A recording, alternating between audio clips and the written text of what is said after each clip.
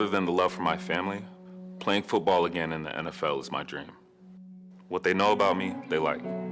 But there's one very important detail about my life they weren't familiar with. My truth is, I'm a talented football player, a damn good writer, a loving son, a caring friend, and a bisexual man. You're 27, and you spent your whole life up until this point keeping a part of yourself secret from the world. What was that like? It's tough. I've always kind of been grateful for being bisexual, honestly, because I know just a lot of young gay men who kind of can't date women and can't use a relationship with a woman necessarily as a way to throw off other people from knowing that they're gay or knowing that they identify a different way. So I know that I had it easier than most. I know also with having a best friend that knew and a family that when I did come out was supportive. A 6'5", 275-pound defensive end from Purdue, Ryan Russell was selected in the 5th round of the 2015 draft by Dallas. He would play in only one game for the Cowboys and then join Tampa Bay during the 2016 season. In 2 seasons with the Buccaneers, he would start 7 games and had 3 sacks. In the 2018 preseason, he played for Buffalo, but was then cut before the regular season. How did you make the decision to write this letter? The decision kind of made itself, honestly. I had lost my best friend September 11, 2018, and at that moment, I just realized kind of how fragile life was. And when he finally passed, I just decided to do everything I wanted to do in life. I moved to LA, I began writing, I started dating whoever I wanted and just doing things that really made me happy outside of football. I had just got injured this last season, so football was kind of taken away from me in a sense. And I was like, okay, what else in my life am I intended to do? Who else in my life am I? And those things began to fill my heart. Of course, football is always something I'm gonna always want to play, and I still want to get back to that game now, but I found happiness kind of outside of it.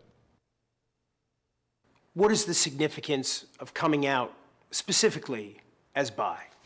It's important to me because I feel like it is a story that kind of gets lost in translation. And I do feel like I've lived in between two worlds a lot of my life. When I did start dating freely and openly, I got a lot of bisexuality is a transition, or bisexuality is because you're ashamed and you don't want to say that you're gay, or bisexuality is because you're promiscuous and you don't want to commit, you're afraid of commitment. It's important for me to honestly to stand here and, like I said, just speaking my truth and openly about being bisexual. And I'm not this person who's afraid of commitment. I'm a human being that's capable of loving both men and women, and that's all there is to it. You couldn't live your truth completely. Why did you feel that way for so long? Well, just really the sheer numbers of the NFL. I mean, there's literally just like 1 little centimeter that separates you from the guy across from you. And at the time, there were no openly LGBT players in the NFL active. Still, to this day, there aren't any. And it just felt kind of like a sacrifice that you make. Sports, especially NFL at this high level, you sacrifice, staying out late. You sacrifice eating bad. And I was like, and this is just another one of those things that you kind of sacrifice. And you live your dream, and you basically do all you can in football and enjoy that ride. What does it mean to be a bisexual NFL player? I think it means the same thing it means to be a straight NFL player. Football is so much bigger than sexuality, obviously. And as though I'm proud of also these players for speaking them truth, it's time for us to just be proud of the NFL too, because I feel like they're ready for that opportunity. They're ready to embrace players that come out and that literally walk in their truth and are vulnerable with that way in their teammates. Because team is a family. If you've been in that locker room, you understand it's a brotherhood. And if you're waking up and sweating and sacrificing like the man next to you, there's respect there. No one cares who you love in the locker room. If you love football, that's all that matters. So if all of that is true then, Russ, why hasn't there been someone openly gay or bisexual ever to play an NFL game? Like I said, it's a little bit of visibility. It's just chipping away kind of at maybe even pretenses that we have in our mind. Because no one told me outright, if you come out as bisexual, you won't play in the NFL. No one told me that. It's just what we see. We learn from observation from a young age. So if I don't see anyone do it, then more than likely, I'm not gonna try to be the first one.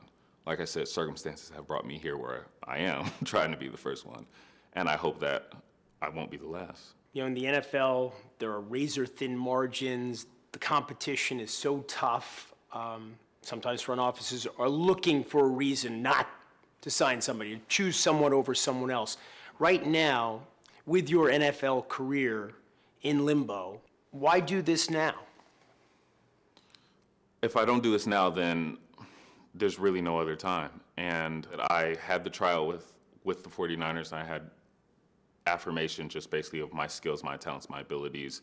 I am coming off an injury. This would be my second season being out, and I don't want to take this last shot, so to say, without really putting it all on the table and without a team signing me based fully knowing who I am and based off the merits of just my ability and my character. If I don't do it now, I think other athletes too will kind of miss out on an opportunity to see someone walk in their truth and be a professional athlete, to see someone be kind of bold enough to take that step.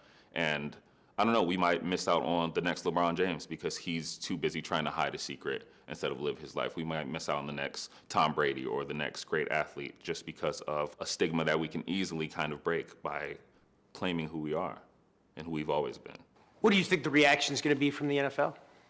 I think there's going to be a lot of support. I do. And I think there will be a lot of love, and there will be people who have played with me and stood next to me and been in the trenches with me that will attest to the type of person I am and I've always been. Like I said, me coming out is not me changing in any sense. It's just me telling all of my truth. And I hope that those guys will treat me how they always have, like family and like a brother. Ladies and gentlemen and family, welcome our president, Mr. Tim Foster.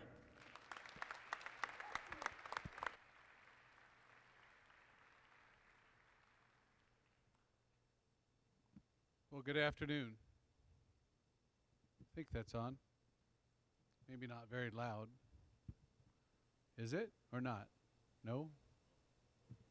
Yeah, I don't think so either. Now maybe it's starting to be on. Let's try it this way. There we go. You're going to have to hold it, Russ. You good? So, good afternoon. Thank you. It's all pleasure to look out here and see so many of our student athletes and faculty and staff as well joining us today. As you all know, here at CMU, we are Mavericks. We tend to zig when other people zag, and this is an example of that. And Ryan Russell, he prefers Russ, so I'll refer to him as such, epitomizes that just like we do. So like so many of you here today, while you are talented athletes and good on the competitive field that you choose, we're equally as interested, if not more so, on what you bring off the field and what talents you bring in the classroom as well as elsewhere. So for being a relatively young man, to me anyway, Russ has an incredible story. Double major at Purdue in sociology and communications, a successful collegiate football career, 3 seasons in the NFL, a publisher, author, and poet. And I will tell you, if you get a chance, stop by my office. I have a book of his poems. Some of them are really very insightful and very introspective and very thought-provoking. I was sharing with him the one that I thought sort of would resonate resonated the most with me. But he also treats his writing as therapy and as art, and which all of us, I think, do when you sit down and put pen to paper. And it gives you a chance to be really introspective, reimagine yourselves, and be very honest as you write about your own thoughts and dreams. So here, we believe that learning takes place everywhere, and this is a wonderful opportunity that we can gain valuable, invaluable life lessons from somebody who has had some interesting experiences and a very different journey for most of us in this room. So CMU is the first and only university that Russ has visited to share his comments. He is going to go back to his alma mater, Purdue, I think in the winter.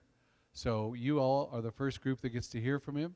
I hope you'll enjoy it, and I encourage you to think of questions and comments for him because I think he's ready and able to field any and all of them. So without any further ado, Russ.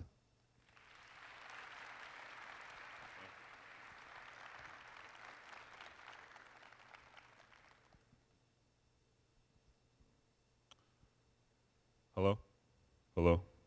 Hello? Okay, cool. First and foremost, thank you to President Foster. Thank you to CMU. the City of Colorado Junction, the Genders and Sexuality Alliance of CMU, and just everyone for allowing me to come and speak and share my story. Thank you all for showing up and actually being here to just listen and maybe relate, learn, or just discover something else about yourself and about your story and about those around you that maybe you never thought about before.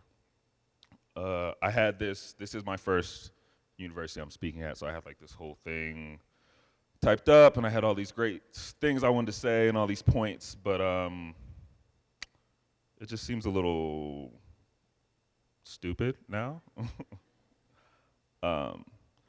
So I just want to talk to you all how I feel like, talk to myself when I was at this age. And the message that I want to get across to everyone isn't a message about specifically being an LGBTQ plus person. It isn't about specifically being an athlete. It isn't about specifically being a black man. It isn't about bisexuality and that stigma. It isn't about just the NFL.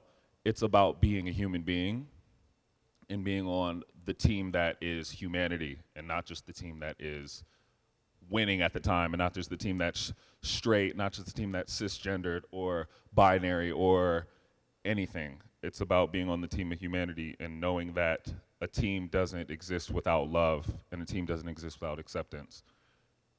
And the word love, I feel like, kind of gets a bad rep, especially growing up in Dallas, Texas, where men were told to be a certain way, and where football is like religion and is close to that, and where I've always kind of had one definition of manhood and one definition of masculinity, one definition of football in the NFL, and to realize that nothing has one definition, and that no one's story is the same, and that no one here also is alone. And I feel like a lot of people, men in general, don't realize that the basis of love also is respect. And you can respect someone without being exactly in their shoes. You can respect someone without having their same family situation. You can respect someone without having their same religious or political views. You can respect someone without walking in their exact footsteps. And that there are 8 billion people in this world for a reason, because we're meant to do this all together, and we're meant to make this world better for each other. With that being said, I am still an athlete, so a lot of things in my life I do attribute to a team setting. So I will probably do that here today as well. I was born in Buffalo, New York.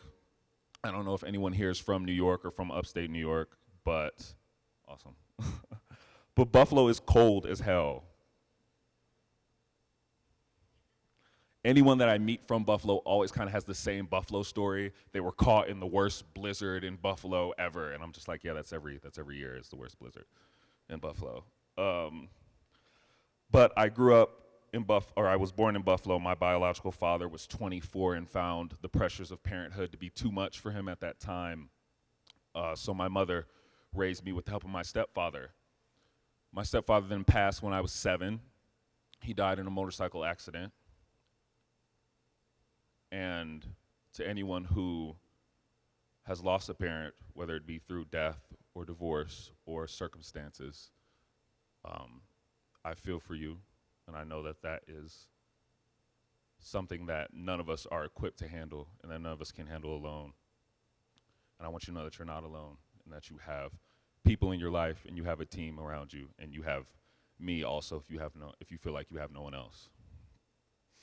But my father died when I was 7, and even now you don't really understand the permanency of death, I feel like. You don't understand the effects that it will have on you in the future. I mean, how could I? I was 7. How could any of us? But I also realized that there was more to me than just being an athlete. There's more to me than being black. There was more to me than being whatever it was. At the time, my sexuality wasn't a thing because I was 7, so. But of course, I was born a certain way, and even if there were parts of me I hadn't experienced yet, that was there. But you realize that on a very human level, you're going to face challenges, and you're going to have to deal with things. And you're going to be in over your head. You're going to be overwhelmed. You're going to be hurt. So I used writing in that sense to kind of help me explore those emotions and those darker trials. But also there was a hole there for love and for acceptance and for respect that I would begin a journey to try to fill. I took the loss very permanently. It also made me realize how much my biological father wasn't in my life. I went to go seek him after I lost my stepfather and just realized that he was not at all in a position to be there for me and to be the man that I wanted or that I needed. So that didn't work. There was no love there for me to have. I went on to go to school, go to grade school. I was bigger than all the other kids, but I was soft-spoken. So I was bullied, and I was told that I was different. I was told that I was whatever. I don't even know. Kids can be cruel, but of course they can be cruel when they grow up in a society that preaches hate like it's scripture, in a society that whether you unintentionally hurt someone, if you're not going out your way to intentionally love someone, then you're not becoming part of the solution. So I didn't know, it's not good enough anymore. You should meet people with the graciousness and the expectation that they will be different than you and that you should love and accept them and respect them anyway. But as I said, kids can be cruel. So adolescence was interesting. I also grew. Like in middle school, I shot up to like 6 foot at like 14. So for some reason that instantly made me cool. I don't really know how that works. But it was weird. Now I wasn't being bullied, but I was like bullying other people. I felt like I was on this pedestal. I felt like I was special. Sports was starting to come into play. I was athletic than people. I was quote unquote better than people on the field. And I kind of took all of that admiration and all of that happening in my life as love. I was like, this is love. This is what love is. This is what's filling me up. This is what's making me feel good. And I began to drink. I began to party. I had my first like girlfriend in like 8th grade. I just felt like all of these outside things were love. It was like the love that I was looking for. I went on to high school and I struggled. I struggled because even though at school I was the man, or at school I was having success on the field, I was having success, I went home and there was no one there and no one was telling me how great I was and no one was there to talk to me about my day. And my mother was amazing, don't get me wrong, but as a single mother, now we were in Dallas, Texas on our own. She worked 2 jobs and also was going to school. She had me when she was 20, so she was still also going to school. So she wasn't around a lot of the time. And I didn't like myself. I didn't know that then, but I didn't. I took everything so personally. If my teammates didn't like me, I took that as a fault of my character. If my teachers didn't love me, I took that as a fault of my character. Because my father, my biological father, chose to not be in my life, I thought that there was something wrong with me. And it was a lesson that I taught myself, and it was a lesson that I kept teaching myself, and it was like, do better, be different. If they don't like this, change this. If they don't like that, hide this. If they don't love you, make them love you. And I just kept kind of trying to feed this hole. And if I've learned anything, it's that hole that I had in me, we all kind of have our own personal version of that. That's also kind of a part of growing up. My circumstance is different. I lost a parent. I didn't have my biological father. My mother wasn't around. I was struggling with also just being a young black man in Texas. I love Texas, don't get me wrong. I love Dallas, it's home. But there was definitely just stigma and racism and discrimination that I had not really been prepared for, that I feel like no child is prepared for. But there was no kind of safe place for me. And then in high school, I got kicked out. I went to a private school at first on a football scholarship. It was kind of everything supposedly on paper that I wanted it to be. But also there were 3 African-American students, black students in my class. I don't know the exact numbers, but I think there was about 12 of us in the whole high school. And it was kind of the same thing. I wanted people to like me. I wanted people to see me and love me and accept me and respect me, but it wasn't there. I lashed out. I got into fights. There were also kids from just higher income families there that made me feel lesser about myself, not even in what they said or did, but just in what I saw and how I felt I presented myself and how they presented themselves. I began stealing. I began just all these crazy things to try to equal up. I don't know. But at the end of the day, I got kicked out of that school. So now I'm going to the local high school, which these are the kids I bullied in middle school who I thought I was better than. And spoiler alert, I wasn't. I continued drinking.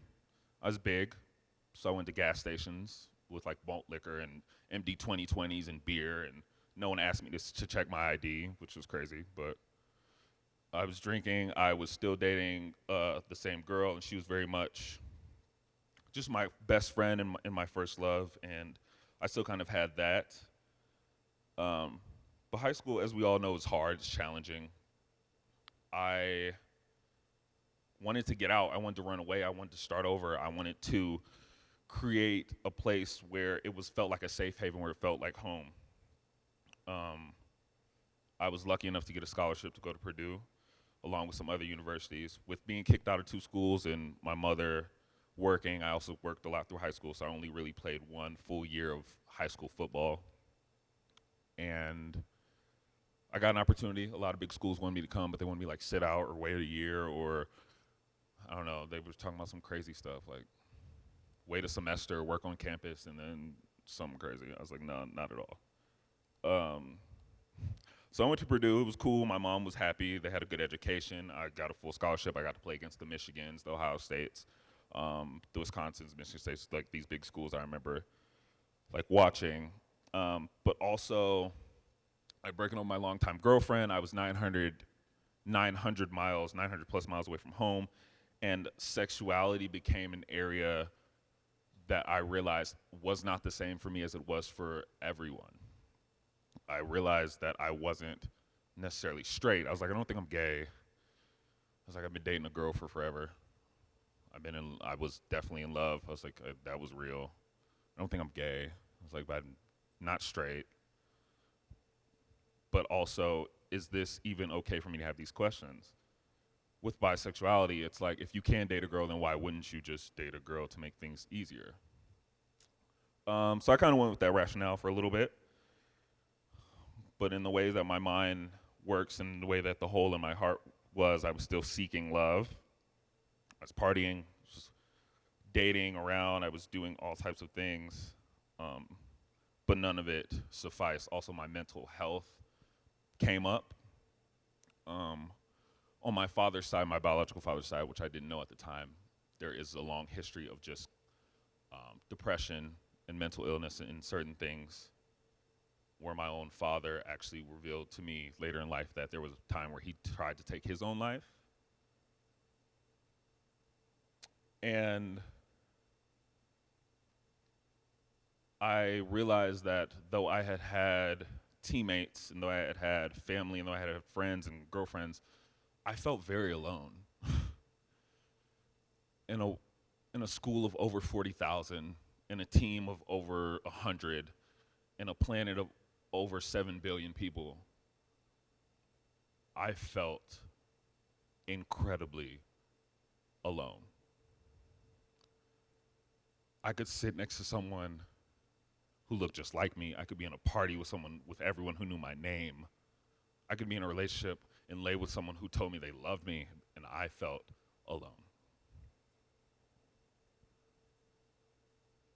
And I'm here today, I feel, because I don't want anyone to feel like that. I had a best friend in college, a teammate, a roommate, someone who I just felt safe and comfortable with. His name was Joseph Gilliam, and I told him everything. I mean, I told him about my dad. We talked about football and our dreams go to NFL. We talked about girls. We talked about grades. We talked about everything. And Joe was very grounded. He was like that guy that like didn't really party, but everyone still thought he was cool. He didn't drink, but he was great at football. He was kind of like antisocial a little bit, but everybody liked him, but he didn't really like everybody. He was really a cool guy. So I told him, I was like, hey, this has kind of come up. I'm not sure where I stand with my sexuality. We were playing Madden at the time, if anyone plays Madden. I think I was losing too, so I was just like, let's talk about anything else. So I told him, and it wasn't like outright like, I'm bisexual, because at 20, I think it was time 20, I didn't really know. But I was like, something's happening. There's something else here. I don't really know. And his response to me was very much how his response was always. It was just like, all right, appreciate you telling me. We'll handle it. Like, we'll figure it out. We'll do it together. We're doing life together. We do football together. We're doing school together. We work out together. He was like, we'll go through this part of life together. And it was very nonchalant. Like, he never really brought it back up. I like never was worried about him telling someone. He treated me as he always treated me, just as a brother, and I think he continued to just kick my ass in Madden. So, also, as success with football came up, I was having kind of my first encounters with my sexuality and my first encounters with men, and I was just like, okay, yeah, this is a thing. But then I started dating a woman at the later on, like junior year, and I was like, oh yeah, this is also a thing. So I was like, okay, maybe I'm bisexual. Yeah, that's like the Clip Notes version. So, but as it got later and I was getting all conference and I was doing well and I had started for like 4 years, and the NFL became a very real thing and a very attainable goal. And there was no out players. And I also adopted the mentality, if I'm bisexual and I can date a woman and I can find a happiness with that, then why not just do that? Why not make it easier for myself? As you saw the clip, it's just another sacrifice. Just like, okay, that's just what you do, what you're gonna have to do. You'll play in the NFL for however many years and you'll have the rest of your life to love who you wanna love. Also at the time, the year before me, Michael Sam got drafted. He had came out. So I was like, cool. I was like, let's just see what happens with him. Like, let's just see how that works out. And someone to go from all SEC player, defensive player of the year, to not making NFL roster was terrifying for me. So I was like, okay, we're not gonna disclose this information. I go into the league. I get drafted by the Dallas Cowboys. I'm back home, which is good and bad because I'm kind of hanging out with the same people, getting into old habits, hiding parts of myself, repressing parts of myself, putting on kind of this show. I'm like, yeah, I got it all together. I'm this party guy. I'm this whatever, this big-time athlete. At the same time, my rookie season, I get hurt. Towards the end of the season, I get put on IR. And then I start dating again. I have my first relationship with a man. It's a very toxic relationship. I think all humans, at some point, you live long enough, you try to love someone long enough, you will experience, sadly, a toxic relationship. With him also being the first man I'm like in a relationship with, involved with, I get like a lot of misinformation about myself from him. I get a lot of bisexuality is a transition, it doesn't exist. He is also very adamant on me staying in the closet to protect the lifestyle, to protect my career, my football. He's just kind of telling me all these things, and he's the only person that really knows at the time other than Joe. So I'm kind of just listening to him. I'm like, all right, cool.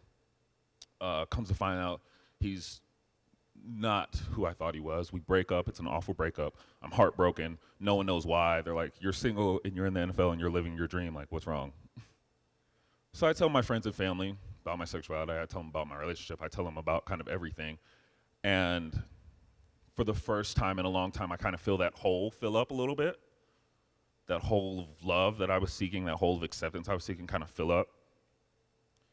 But at the same time, it's not to the point where I want to jeopardize my career. So I'm like, cool, my friends and family know, like people that I care about know, let's just keep this going. I switch teams. I go to Tampa. I get a couple starts under my belt. I get a couple sacks. I'm having some success. We're winning. I think my first season there, we like win 9 games, which is something they hadn't done since like 20 something crazy. And it's good. Life feels great. But you know how life is. So my best friend Joe, I introduce him to his wife. They get married. I'm the best man at the wedding. I give a bomb speech. Everyone like cries and cheers. I'm like, this is like my wedding. I'm like the star. And it's love. It's amazing. They're the 2 most amazing people I know. His wife had been battling cancer through high school, and I kind of saw that, and we were friends, and I saw her go through that. While her and Joe was dating, you know, they went to chemo together. She had to get bone marrow transplants. He shaved her head. It was just a very loving relationship. And in my second off season, not even a year into their marriage, the 3 of us go to New York City to celebrate, and we're having a good time. It's for Joe's birthday. It also falls on like St. Patrick's Day. So people out there getting lit. It's crazy. People falling in the street, just all type of craziness. Our second day in New York City, Joe wakes up and he can't feel his legs. And he's kind of dragging one leg. Can't really feel this leg. I'm like supporting him, and I'm like, okay, what's going on? We go to the emergency room. And my best friend not only can't feel his legs, he really can't feel anything from here down. Can't really feel his abdomen or anything. Little sensation. We find out after a while, he's in New York, I think, for a couple months. They have to go into his spine and go into his back and open him up. The scans aren't showing anything. There's no nerve damage, supposedly. And they open up his back, and there's a tumor at the base of his spine, right here. And it is wrapped around his spine, and it is crushing his spine. And it is stage 4 spinal glioblastoma.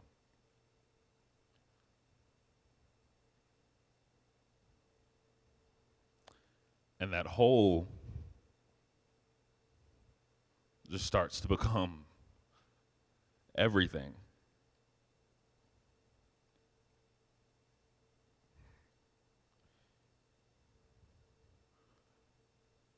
I play football. I continue to play. Joe continues to fight. I suffer an injury week 4 of my season in Tampa. Thursday night game, we're playing the Patriots. I'm trying to sack Tom Brady. Oh, God, I'm trying to sack Tom Brady. And, of course, he's doing what Tom Brady does, which is winning. So I go out. I'm covering the running back. He runs a wheel route. I'm not going to, non-football people, I'm not going to bore you, but basically I'm running with this guy I'm not supposed to be running with. And Tom Brady throws what he normally throws, which is a perfect pass, and I outreach my arm to knock it down, and I don't, and the guy catches it. And I roll over my arm, and my shoulder, so it's my left arm, but it kind of looks like this now. It's like behind my back, like looking like this. Completely wreck my shoulder. Labrum, AC, rotator cuff, subscap, all of it just gone. It's also my contract year in Tampa, so like this is the year I need to like show up and show out to get money, get paid. So the doctors are just like, yeah, this is awful. You're done. I'm just like, no, if there's a way I can play, I want to. I was like, my best friend's fighting for his life. I can fight through a season of an injury. It's fine. We have a bye week. I take that week off. They fly out to Arizona, play the Cardinals. I take that week off. I'm in a shoulder harness, which literally, it looks like a straight jacket on one side of your body. But I'm playing. I'm like, cool, I'm going to play. My best friend's fighting. I'm going to fight.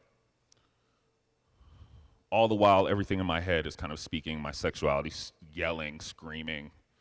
My best friend's fighting cancer, is screaming. My biological father's trying to get back in my life. He wants money. He wants whatever. It's screaming. It's all yelling. It's really loud. And I just trying to play football. I'm just like, let's just play football. Don't focus on the hole in your heart. Don't focus on these things yelling. Just play football. That's what's going to make you happy. That's what's going to fill it. That's what's going to give you love. That's what's going to do it. Don't tell your teammates. Don't tell anyone. Don't let anyone be there for you. Just keep going. Keep doing it. And I play the rest of the season. I finish it. It's my contract year. I'm in the front office. Like, I sacrificed everything for you. They'll sign me back. Of course, they didn't. They're like, you're going to have surgery in January, and we don't know what that arm is going to look like. We just can't risk it. So I leave, and I have surgery. I'm a free agent. I'm just not happy. Football is kind of that one thing that kind of brought me popularity, brought me love, brought me happiness. I'm just not happy. I spent a lot of time with my best friend. He's getting worse. He can't move his arms anymore. He can't move his fingers. Can't keep food down. We go into the summer. I'm rehabbing. I'm getting better.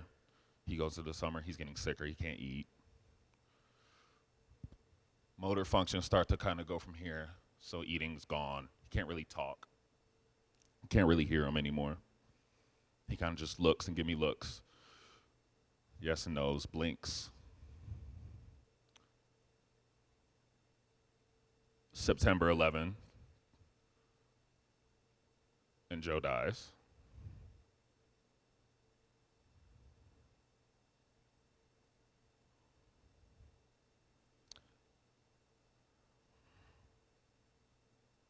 Losing someone is never easy, but it also makes you want to grab everyone that you do have real close.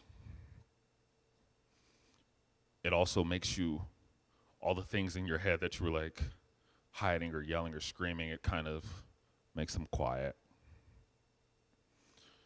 And in the midst of finding all of love in other people and finding love in things and in football, I realized I never tried to find love in myself.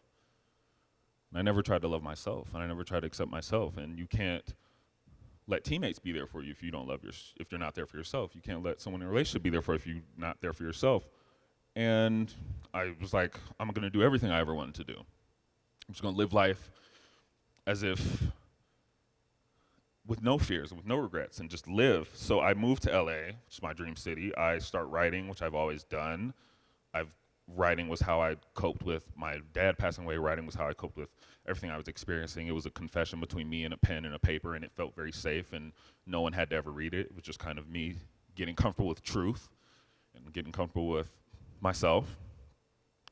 And I published a book. I got a poetry book published April 2016, something that football players, not even football players, something that people just told me growing up was kind of like not what guys did, which they're wrong. There's nothing that guys and girls don't do. It's like if you do it, then guys do it. If you do it, then girls do it. It's like it's simple. I started dating a guy, my current boyfriend now, Corey. And life, amidst struggling with losing a friend, amidst struggling with depression, amidst struggling, life kind of starts to feel good outside of football. Life kind of starts to look different. And I'm telling more of my friends and more of my family. And I'm still I'm still training. Football's the dream, always going to be the dream. But I find happiness for the first time, and it doesn't really depend on someone else. With that being said, I get the call to go work out for a team, to go work out for the 49ers, and I'm doing great, killing it. There's me and two other guys, and I know I'm better. I just feel it. You just feel it. I mean, if you've ever done anything where you're like getting in flow, whether it's a test or whether it's, sports or whether it's anything, you just know like this is the best. So even if someone is better than me, you're like, I feel good with what I did. So it's one of those things. Unfortunately, the guy that got hurt that I was going to replace, he goes to the doctor that morning, and the doctor tells him, it's not as serious as they thought it was. But they still feel it very important to call me in and tell me, this is something you should do. This is something that you were meant to do. You're great. Physically, you look great. Your shoulder checks out. Everything's great. And it just, all of these things sounded good. But at the end of the day, I didn't sign. And a part of me was like, if you would have signed that day, what about everything else? What about writing? What about your relationship? What about the vow you made to your best friend to honor him in your life? And I got to the point where I just felt like coming out was the next step in me finding happiness, and next step in me finding love for myself. But I started off saying that this is not just a message about coming out, and this is not just a message for LGBTQ people. This is a message for humans. And since coming out, I've had teammates message me, and I've had teammates text me. I've talked to guys I play with on all levels of sports and tell me how much they appreciate me, how much they accept me just for the value of who I am and the value of my soul. And hearing that, I don't know if I would have really heard it then, but hearing that now, I'm just like, that's real. And whether someone's giving you real support or not, you can't hear it until you accept it within yourself. So that's my message for anyone struggling with accepting love outside, is you have to find love within. I made a mention earlier also that unintentionally hurting someone isn't an excuse if you're not intentionally trying to love and support someone. So it comes to a point where by numbers, sheer numbers, the person you are sitting next to now does not share your same family income, not share your same race, not share your same religious, political views, not share your same sexual orientation, by numbers. So you should go into life assuming you're going to encounter people that are different than you.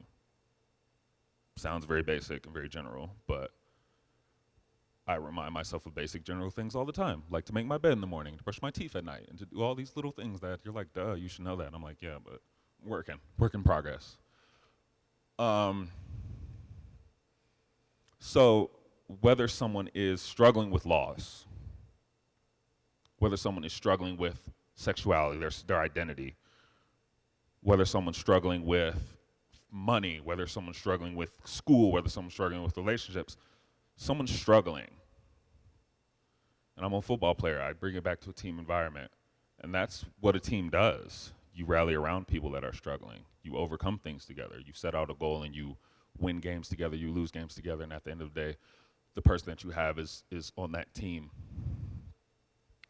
So think about your team. Think about your family. Think about your community. Think about your workplace. Think about your relationship. And come into it intentionally loving those people. Come into it intentionally respecting those people. Coming into it intentionally accepting those people and letting them know that no matter what happens, we're here to do life together. And we're here to make life easier for each other. And we're here to enjoy this. And I'm not here alone. And I didn't get here alone. I'm not going to get there alone. I'm not going to get to where I want to go alone. And if you're not struggling, well then congratulations. You're killing it. Good luck. Like, that's awesome. But you will struggle. And that'll make you better. That'll make you stronger. And that'll teach you how to love the people that are struggling.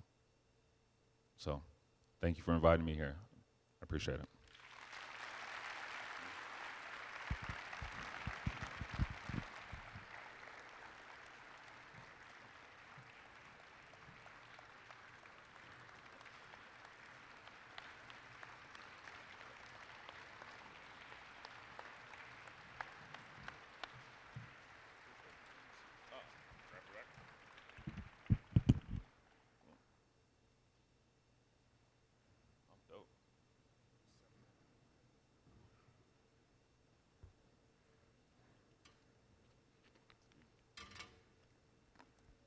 Cool. Thank you. Good? Yeah, I'm good. Yeah, I wrote this whole thing and I was like, I don't want to read any of this. So we have a couple of minutes here with Mr. Russell, so I'm going to ask you to be respectful and find your seats. We chatted earlier. You asked me to call you Russ, and based on my interaction with defensive linemen, you call them what they ask you to call you. So, Still in this. Russ, thanks so much for spending time with us today. You know, we're sitting here with a lot of student athletes, people who are playing at the collegiate level, which of course is a pretty substantial jump to go from high school to college. And yet you made the final leap. You made it to that rare air of the NFL. What was it like the first time you walked in a locker room, walked out on the field? Surreal. I mean, you can dream about it every day of your life, but until you go in that locker room, you see your lockers next to Jason Witten, you don't really grasp it till you see Dez walking around, throwing a ball up in the air, catching it, just talking mad. Talking mad shit. Sorry. Yeah, and it's surreal, but at the same time, you have to find that moment where you're like, I belong here, and this is what I worked my whole life to achieve. And that Jason Witten walked in that locker room years ago and saw a guy that he was kind of like starstruck about, and continued to make a career that's gone into, I don't know how many years now. So yeah. So you had a chance to go toe-to-toe with Tom Brady. You sacked Drew Brees. You sacked Russell Wilson. Doesn't that pretty much make you the greatest defensive lineman in all of NFL? Not at all. Not at all. I just love football is a game that allows teams to shine and allows individuals to shine, and I'm just lucky enough and fortunate enough and put in the work to be a part of that process. So in all seriousness, you've obviously had a lot of successes. You earned a scholarship to a double major, a degree from a good university, success in football, success in writing. What about your upbringing allowed you to achieve some of this success? I would definitely say there was a lot of great examples in my life. I spoke on my mother a little bit briefly, but I can't really tell you how amazing she was, how instrumental she was. Even the message of just hard work, working 2 to 3 jobs. School was obviously a priority in my house because my mother was not only raising me and working, she was getting a degree, and she achieved a master's in criminal justice while raising me as a single mother. With that being said, there's always a great opportunity to have multiple mentors and multiple people in your life. So I had great coaches. My high school coach, Billy Ferris, was very intentional in structuring manhood for me in a way that wasn't about, get up and rub some dirt on it. That wasn't about just go back out there and run your head into the wall and make things work. And it wasn't this one-dimensional aspect that I feel like a lot of people sometimes get. But with saying that too, I also am more than a football player. I had to find a mentor for my writing. I had to find a mentor for creativity. I had to find, whether you're religious and you need to find like a religious mentor or a spiritual guide. I think it's great to diversify the people that you look up to and make sure that you're feeding every level of who you are and who you want to be. So Russ, the last 6 weeks since you came out publicly, you've been on ESPN, you've been on CNN, you've been published in USA Today. I saw a week ago or so you were in front of thousands of dignitaries in Washington, D.C. being recognized, and yet you've somehow are maintaining some level of grounding and focus. How are you managing all this newfound notoriety? It's very new. I have a mother who tells me to be humble and who humbles me every day, like mothers should. But just also to know that I could talk to 1 billion people and I could be on 1 billion magazines, 1 billion covers, and do 1 billion schools. At the end of the day, the value of who I am isn't based off of just that. Just how it isn't based off just the football successes or just writing. It's based off how I treat those that I encounter, how I love people and how I care for people and the person I am in my heart and in my soul. So I try just not to really focus also on these huge monumentous pictures and moments and just make sure that day to day I'm being intentional with how I love, respect, and accept people in my life. So you spent a fair amount of time talking about truth and how you've been able to make deliberate choices in your life to accept that truth. But I imagine that most of us in this arena have probably at times been dishonest with ourselves, been dishonest with the people that we love. And so I wonder, those natural consequences of dishonesty is sort of the opposite, right? You're now experiencing this new freedom of living in truth. And I wonder what words of encouragement you might have for those of us in this room who maybe haven't yet had the courage to embrace all the truth in our life. Yeah, trying to be more truthful, because even though I am trying to be open and honest about who I am, truth isn't just something you like flip on and then all of a sudden everything you're doing is like you're telling the truth. I mean, I told myself I was gonna go to bed early last night and I like stayed up watching Netflix. So it's a work in progress and it's day to day and it's being intentional. But once you kind of get the rewards of it, I just remember being young and practicing and doing probably like gassers at the end of practice and just thinking, this is never going to pay off. This sucks. This is pointless. And come the fourth quarter of the game, when you're crossing that guy and he's gassed and you're just like, oh, I'm killing it. Like, you kind of see the benefits of it. It's the same thing with truth. Being honest, the benefits of being honest, open in your relationships and your friendships with your family will come to fruition. And being honest isn't always easy. There are kind of fears and consequences that we have, but also anything that you build off a lie isn't real. So you mentioned in both interviews and today you've had a good experience in the locker room as an athlete, and at the time not outed, but you had a good experience. And I wonder, while maybe not every LGBTQ athlete has had a good experience, I wonder what advice you'd have for those in the audience today, student athletes, about how you create that locker room culture where everybody, whether it's something that we can't see about them, their faith that maybe they haven't shared with somebody, whether it's their sexuality or otherwise, how do we create that locker room where everybody's welcome, where you can win championships?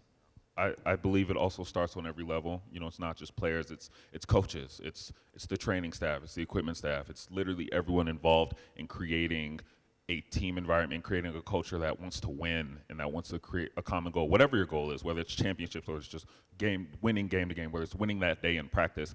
The beautiful thing about football is the synergy of it. It's when everyone's on the same page working and we all kind of achieve something beyond ourselves and something greater than ourselves. But that also doesn't just happen.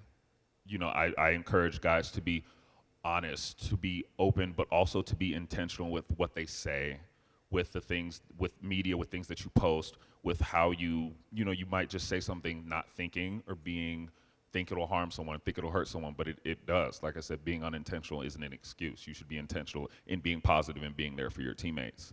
And come in it knowing people are struggling. Come in it knowing one of your teammates most likely is struggling at home, most likely doesn't have both parents, most likely is trying to figure out their sexuality, most likely is struggling in school, most likely, come into it with that and know that as a teammate, by definition, your job is to help that person achieve their goals as they will help you achieve yours. So you've actually had that shoe on the other foot, right? You've been that guy who other teammates have come to you and shared issues that they may be struggling with. Did that help you as you have gone through this process of being honest with your teammates, being honest with the people in your life? Definitely. There's so much just cross-sectionality with all of us and all of our stories. None of us is one thing and none of us has one struggle that doesn't sometimes bleed into the other. I've had teammates confess to me about just racism that they've experienced in their own families, not even outward. I had a player he was black and he was dating someone that wasn't, and his family did not like that. And he just talked about, wanting his family to know that this is someone that makes him feel good and someone that accepts him, someone that loves him for him, and that's a person that they should champion. And hearing that and hearing someone struggle with a decision of someone that they choose to love, it was very eye-opening for me because I was like, oh, that's me. It might not be sexuality, it might be, it might be gender, it might be color, it might be religion, whatever it is, but that's me. And and just also the freedom that he had in telling me and seeing how much better it made him feel, and knowing that I still loved and accept him. And I would offer advice if I could, but really it was just like, hey man, if your family's coming to a game and you don't want to see them, you come hang out with my family. You and your girlfriend come hang out with us. Like it's not a thing. So just kind of being there for people also lets you know like what would kind of work for you and what you would want, how you would want teammates and people to show up for you in your time of need. Yeah, I love that idea of showing up when people need you, right? We've chatted a little bit about this on campus over time, but I wonder today, there's probably people in this room who maybe haven't felt comfortable, haven't felt that freedom to take that final step and be honest. Do you have words of encouragement or observations about the process you've experienced that would be encouragement to somebody sitting in this room who say, yeah, I can identify with where he's at? For sure, and encouragement comes in all forms. Sometimes it's as simple as just seeing someone walk a path that a lot of people haven't walked before. Sometimes it's hearing a certain word, or yes, just feeling more comfortable in yourself. Coming out specifically is such a personal journey. I would be hard pressed to tell people now, like, come out, because I waited till I was 27. So I realized that there are outside forces there that are come into play. But I would say also, truth starts inside and everything starts with yourself. College is a cool time because you're experimenting, you're figuring out what you like, you're figuring out the careers you want to take, the kind of people that feed into your life. And give yourself grace with that, give yourself acceptance with that, and know that it's not wrong if you feel it. You know, it's not wrong if just because you don't see that example. And really just to start to build a relationship with yourself, start to talk to yourself and start to see how you react to certain things and certain people and environments that really help you thrive. And if you're in something that makes you feel bad about yourself, like I said, we can bring intentional, you can bring awareness to it, you can try to change it, but ultimately you also have to do what's best for you and you have to watch out for yourself. Let's turn to your writing for a minute. You've broken a lot of stereotypes standing here tonight, but I got to tell you, the writing that you've done, your work as a writer, it appears to me that that's been a really important part of your life. And so I'm just curious, was that something that you've always been good at? Did you have to spend a lot of time and discipline and energy trying to get better at that? How did you become a writer? Definitely. If you would have asked me literally last week when I was trying to get this other article down, I would have told you I suck as a writer and I still need to work at it. But it's anything. It's hard work, it's dedication, it's learning too, it's studying. I know a lot of athletes know about studying film and watching your own practice film and watching how you know, where you went wrong. So it's a lot of that. It's also a team thing too. I have an editor now, thank God, because I'm not an editor at all. Those are like special beings that need to be protected.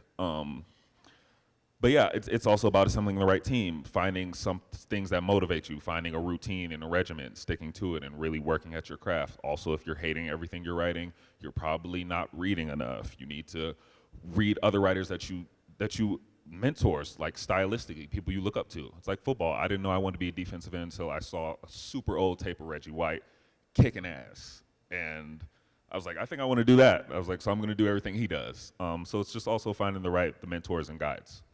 And how have you been able to use that to channel your, I mean, you shared this incredible journey with us, but it seems that writing has been an important part of that journey, an outlet, a creative way to really use that as, I don't know if therapy is the right word, but a real way to work through some of those issues. Is that right? Definitely. Writing has helped me get comfortable with truth and comfortable with my emotions and my experiences.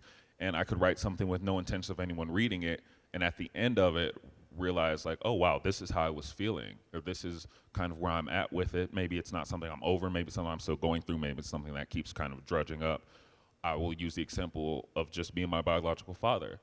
I would stand here today and say I have no hard feelings towards my father. Perfectly fine. And I'll go one day and be in a park and see a kid throwing the ball with his dad and be like, oh, that still kind of stings a little bit. And writing is a great way to confront those things, confront those feelings in a safe space. It's me and a piece of paper, and no one's gonna like publish it on ESPN if I just feel like I need to go through my emotions. So it's just also getting comfortable with your own emotions and your own truth and where you're at and where you wanna go and where you wanna be.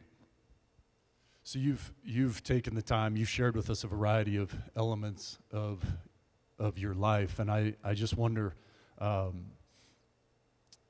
how you see your path from here moving forward as you describe, somebody who's a lot of things, who doesn't fit in any one bucket. Where's the journey go for you from here?